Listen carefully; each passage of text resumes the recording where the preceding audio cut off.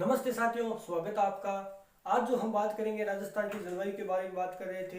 पिछले भी अध्याय में हमने जलवायु के बारे में बात की थी। आज जो हम उसे आगे के बारे में देखेंगे। हमने बात की राजस्थान की जो जलवायु है उसके वर्गीकरण के बारे में। आज हमने बात की थी राजस्थान की जो जलवायु वर्गीकरण है उसको दो प्रकार से वर्गीकरण किया गया है। एक तो सामान्य जलवायु वर्गीकरण और दूसरा किया है व्यक्तिगत जलवायु वर्गीकरण। हमने बात कर ली थी सामान्य जलवायु वर्गीकरण के बारे में। अब जो हम बात करेंगे वो करेंगे व्यक्तिगत जलवायु वर्गीकरण के बारे में। शुरुआत करते हैं व्यक्तिगत जलवायु वर्गीकरण।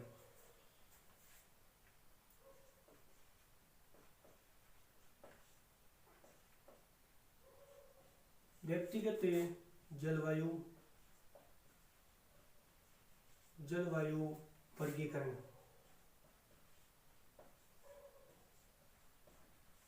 व्यक्तिगत जलवायु वर्गीकरण है उसको तीन प्रकार से वर्गीकरण किया गया है। पहला जो है वो है कोपेन का जलवायु वर्गीकरण।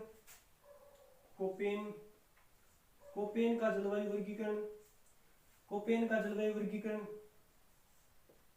दूसरा जो जलवायु वर्गीकरण है वो है त्रिवार्था का जलवायु वर्गीकरण। और तीसरा जो जलवायु वर्गीकरण है वो है थ्रोन-थ्वेट का जलवायु वर्गीकरण। पहला जो वर्गीकरण है कोपेन का जलवायु वर्गीकरण। दूसरा है त्रिवार्थ का जलवायु वर्गीकरण। त्रिवार्था का जलवायु वर्गीकरण। और तीसरा जो वर्गीकरण है वो है थ्रोन-थ्वेट का जलवायु वर्गीकरण।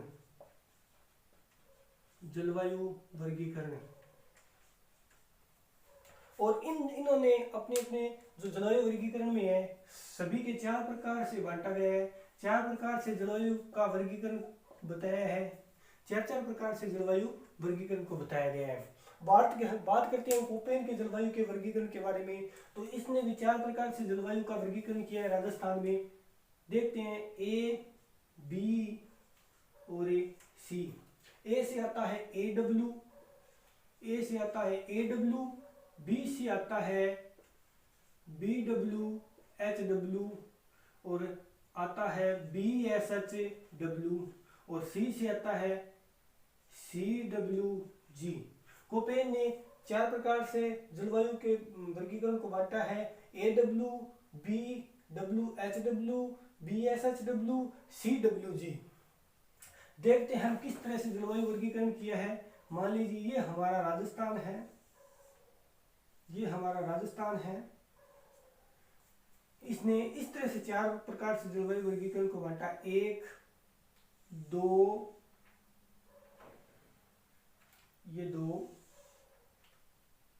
ये 3।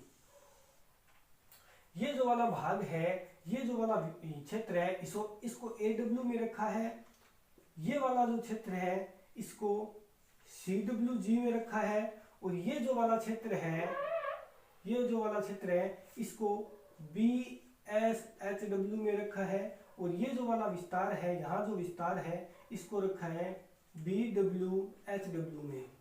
इसको BWHW में रखा गया है। बात करते हैं हम ये जो विस्तार है AW का, ये कौन कौन से जिलों में या राजस्थान के किस क्षेत्र में AW का विस्तार है। तो देखते हैं हम AW का जो विस्तार है वो मुख्य रूप से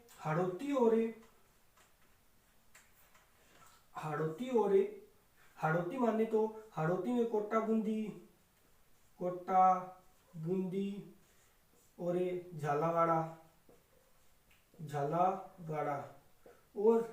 और है वो है बागड़। और बागड़ में आता है प्रतापगढ़, डूंगरपुर और बांसवाड़ा।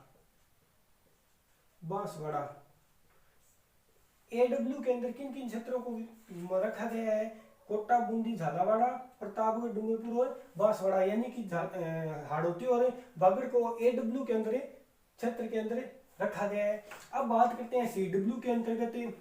तो CW के अंतर्गत जो रखा गया है वो रखा गया है A, बी, सी और डी। ए से आता है अजमेर और अलवर, अजमेर और अलवर। ए से आता है अजमेर और अलवर। बी से आता है बूंदी, बूंदी आता है, भीलवाड़ा आता है, भीलवाड़ा आता है। अच्छा, सी से आता है करौली, सी से आता है करौली और चित्तौड़गढ़, और चित्तौड़गढ़। डी से आता है दौसा और, दौसा और धौलपुर, दौसा और धौलपुर। ये बी के अंदर आता है। और हम बात करें तो इससे CWG के अंदर कौन कौन कहाँ कहाँ है और इसका विस्तार है, तो इसका विस्तार है RSTU। आर से आता है राजसमंद, राजसमंद, और एस से आता है सवाई माधोपुर, सवाई माधोपुर, और सवाई माधोपुर और सिरोही, सवाई माधोपुर और सिरोही। टी से आता है टोंक, और यू से आता है उदयपुर। इन क्षेत्रों में CW का जो विस्तार है वो इन क्षेत्रों में वर्गीकरण में CW के इन क्षेत्रों का जो विस्तार आता है, यहाँ की जलवायु CW के अंतर्गत आती है। आगे जो हम बात करें तो हम बात करते हैं इस BW HW की। BW जो HW है इसमें कौन कौन से जिले हैं, इसमें बीकानेर है, बीकानेर। BW HW का जो विस्तार है बीकानेर और जैसलमेर में है, बीकानेर और जैसलमेर इसका विस्तार है। और अंश रूप से थोड़ा सा जो विस्तार है वो चूरू जिले की तरफ भी इसका विस्तार है। आगे जो बात करते हैं हम BSHW, BSHW के बारे में अगर हम बात करें, ये BSHW के बारे में हम बात करें तो इसका जो विस्तार है वो आता है पहला जो विस्तार है BSHW का जो विस्तार है वो आता है शेखावाटी की तरफ, शेखावाटी में। और शेखावाटी में आते हैं चूरू सिक्कर, चूरू सिक्कर और चूरू सिक्कर और झुंझुनू, चूरू सिक्कर और झुंझुनू है जो इसे शेखावाटी में आते हैं। और क्या आता है, और आती है लूनी बेसिन। BSHW का जो विस्तार है वो लूनी बेसिन में भी है, लूनी बेसिन। और लूनी बेसिन में आते हैं नागौर, नागौर आता है, नागौर आता है, और आता है नागौर आता है, जोधपुर आता है, जोधपुर आता है, बाड़मेर आता है, बाड़मेर आता है, बाड़मेर आता है, पाली आता है, पाली आता है, और सिरोही आता है, पाली आता है और सिरोही आता है। ये जो मुख्य रूप से है वो लूनी बेसिन में आते हैं। और घंगर बेसिन आता है, घंगर बेसिन भी इसी में आता है। घंगर बेसिन में श्री गंगानगर और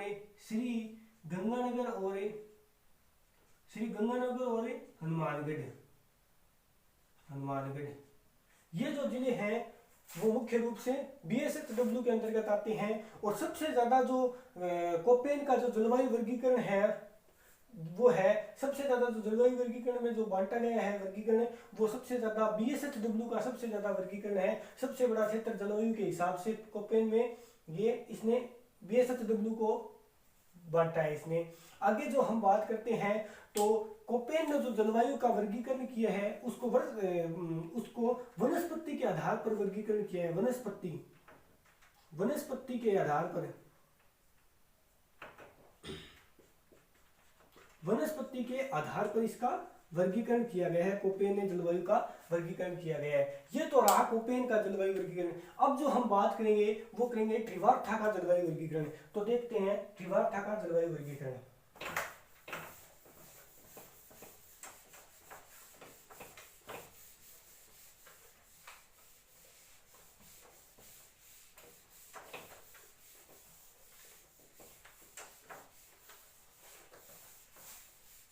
अब जो बात करेंगे हम वो करेंगे ट्रिवार्था का जलवायु वर्गीकरण।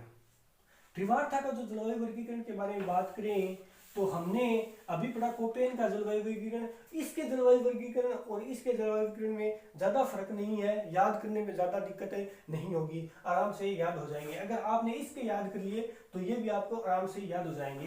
तो देखते हैं इसका जो जलवायु वर्गीकरण है वो है, इसने वर्षा को आधार मानकर, वर्षा को आधार माना है, इसने वर्षा को आधार मानकर जलवायु का वर्गीकरण किया है। त्रिवार्थ ने वर्षा को आधार मानकर जलवायु का वर्गीकरण किया गया है। हमने अभी देखा कोपेन के जो जलवायु वर्गीकरण को देखा था, हमने कोपेन के जलवायु को वर्गीकरण को देखा था, ए, बी और सी। ए से आता है AW, बी से आता है BW, HW और आता है बी से BSHW और सी से आता है CWG।